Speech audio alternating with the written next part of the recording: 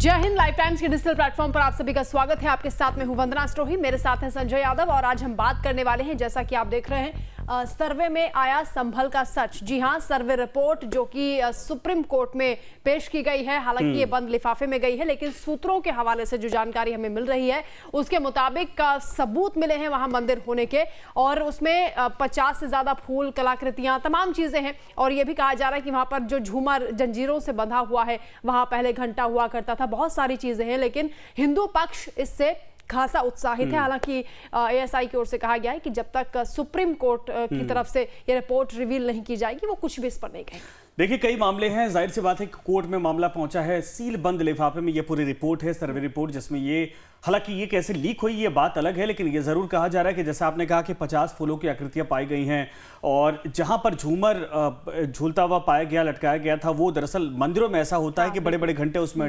लटकाए जाते हैं। इन सब के अलावा एक और बात है, ये भी कहा जा रहा है कि उस पूरे मस्जिद परिसर में कुआं भी हो सकता है।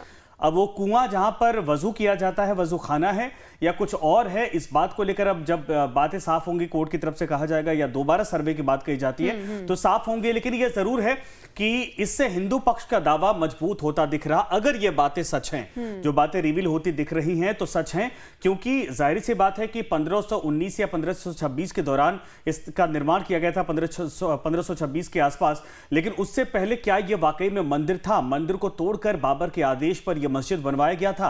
ये तमाम बातें इस वक्त सामने आनी शुरू हो गई हैं। इसको लेकर सर्वे मंथन किया जा रहा, तमाम हिंदू पक्ष की तरफ से अलग अलग दलीलें हैं। लेकिन जैसे आपने देखा ज्ञानवापी मामले में जो मंदिर में आकृति बनी हुई थी, अगर वही सुराग यहां पर भी मिलते दिख रहे हैं वंदना, तो ये आप समझिए कि ये लिफाफे में जो रिपोर्ट है ये बहुत बड़े एक परिवर्तन की तरफ संकेत देती है।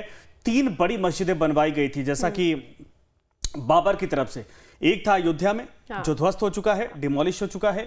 दूसरी जो है संभल की है। संभल में भी क्या बाबर के आदेश पर मंदिर को तोड़कर मस्जिद बनवाया गया था। और तीसरी आपको बता दें कि पानीपत में है, जहां पर बाबर ने दरअसल युद्ध किया था, जिसके बाद वो यहां पर बादशाह के तौर पर स्टैब्लिश हुआ था, उसने मुगल वंश की स्थापना की थी।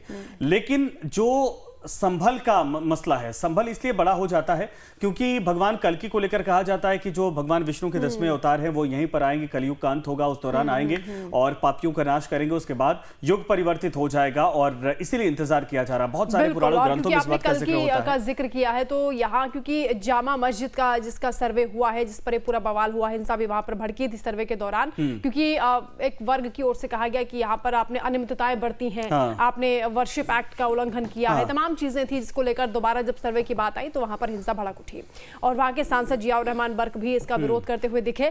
और अब क्योंकि जो सर्वे रिपोर्ट है उसके मुताबिक जो सूत्र बता रहे हैं, वहां पर कुएं का क्योंकि आपने जिक्र किया, तो कहा जा रहा है कि कुआं वहां पर मिला है मस्जिद में, लेकिन वो कुआं इस तरह से कि आधा उसका हिस्सा मस्जिद के बाहर है और आधा उसके भीतर है। इसके साथ ही 2 वट वृक्ष भी मिले हैं, जो कि हिंदू मान्यता के अकॉर्डिंग वट वृक्ष की पूजा हिंदुओं में की जाती है। और कई सारी ऐसी चीजें हैं जो इशारा कर रही हैं कि वहां पर पहले मंदिर होता था, क्योंकि ऐसे भी सबूत मिले हैं कि कुछ पुराना खंडहर नुमा वहां पर कुछ कलाकृतियां थी, जिसके ऊपर दोबारा से निर्माण किया गया है। वंदना, दो चीज देखिए, किसी मंदिर में अगर कुएं का अस्तित्व मिलता है तो यह समझ में आता है, किसी मस्जिद में कुएं का अस्तित्व का मतलब ही नहीं है। हाँ, बिल्कुल, वहां कुएं का कोई काम ही नहीं है, मूर्तियों का मतलब नहीं है, वो मूर्ति पूजा करते का मतलब नहीं है, फूलों की कलाकृति मिलती है। तो किसी भी, मुझे बताइए, मस्जिद या फिर जो मुगलिया सल्तनत के दौरान बनाई गई जितनी भी आकृतियां हैं, जितने भी धरोहर हैं, कहीं पर फूल आपको दिखाई देते हैं? नहीं। इसके अलावा सिर्फ हिंदू पौराणिक मान्यता ही है कि बरगद के पेड़ की पूजा होती है। ये न ईसाई धर्म में है, न ही इस्लाम में है। तो अगर मुगलों की तरफ से या फिर कहा जाए सुल्तानों की तरफ से भी कभी किसी बात को लेकर यहां निर्माण की स्वीकृति मिली थी, तो भी आखिर मंदिर का, फूल का, कुएं का जिक्र आखिर क्यों है वहां पर? इसका मतलब यह है कि या तो मंदिर तोड़ा गया था। भी कहते हैं कि आपको आपसी समझौते से इस पर फैसला करना चाहिए, क्योंकि अयोध्या में भी कितना विवाद हुआ, उसकी जरूरत नहीं थी, क्योंकि बाद में जिस तरह से चीजें साफ हुई हैं, कुछ वैसा ही संकेत ज्ञानवापी में भी मिला, वही अब संभल में भी हो रहा है। अगर आपसी बातचीत के जरिए सुलह हो जाती तो बहुत बेहतर होता है, लेकिन क्योंकि मामला कोर्ट के दहलीज पर पहुंच चुका है और कोर्ट भी आगे किस तरह से डिसीजन लेगा इस रिपोर्ट के बाद वो देखना दिलचस्प होगा। लेकिन फिलहाल बहस इसी बात पर हो रही है कि सर्वे में क्या संभल का ये सच सामने आ चुका है। देखिए, अब सर्वे का मसला तो अलग है और वो लिफाफे में क्या है बात सामने आएगी, लेकिन तीन चीज, जैसे अगर तमाम धर्मात्माओं से अगर बात करेंगे, साधु संतों से बात करेंगे, वो कहते हैं कि बाबरी मस्जिद तोड़ा जाना या बाबरी मस्जिद को वहां पर गिराया जाना, वहां पर मंदिर का निर्माण करना, ये तो जाहिर सी बात है क्योंकि परम आराध्य प्रभु राम का वहां जन्म स्थान था। वो तो होना ही था, वो तो सेंटीमेंट था, वो अलग लोगों की भावनाएं जुड़ी थी।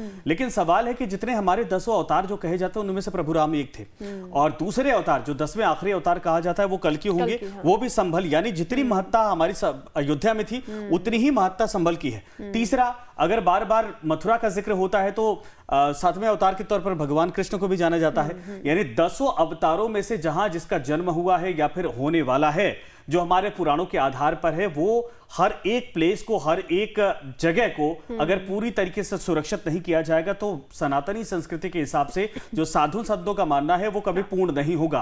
और वो जाहिर सी बात है कि वहां पर पहले से इस बात के संकेत थी, इसीलिए वहां पर भव्य मंदिर हुआ करता था जिसको तोड़ा गया था जब इस्लामीकरण यहां पर शुरू हुआ था। तमाम जो मुगल आए थे, इसके पहले जितने मुस्लिम सुल्तान हुआ करते थे, उनकी तरफ से मंदिरों को ध्वस्त किया गया था। ये हमारी संस्कृति को तोड़कर हमारे ही पुराणों के आधार पर जो हमारी पहचान थी उनको खत्म करने की कोशिश की गई। हालांकि संभल में बहुत सारे मंदिर अब खुल रहे हैं। 40 साल पुराना एक मंदिर मिला जब बिजली चोरी की शिकायत के बाद वहां पर अवशेष हैं वो। हाँ, लेकिन जामा मस्जिद का ही सर्वे क्यों और जामा मस्जिद पर ही इतना विवाद क्यों? क्योंकि वहां कहा जाता है, हिंदू पक्ष का यह दावा है कि हरिहर मंदिर हुआ करता था जो कि मुख्य मंदिर है कल की अवतार के लिए, और जब वो आएंगे तो उनके लिए इस मंदिर का भव्य निर्माण की तैयारी हिंदू पक्ष की ओर से की जा रही है। और वहां पर पहले से ऐसा कहा जाता है कि वो मंदिर मौजूद था, उसे तोड़ा गया, ध्वस्त किया गया, और उसी के सबूत वहां पर मिल रहे हैं। 4.5 घंटे की वीडियोग्राफी वहां पर हुई है और 1200 से ज्यादा बताया जा रहा है कि फोटोज भी इस रिपोर्ट में है जो कि बंद लिफाफे में कोर्ट तक पहुंचे।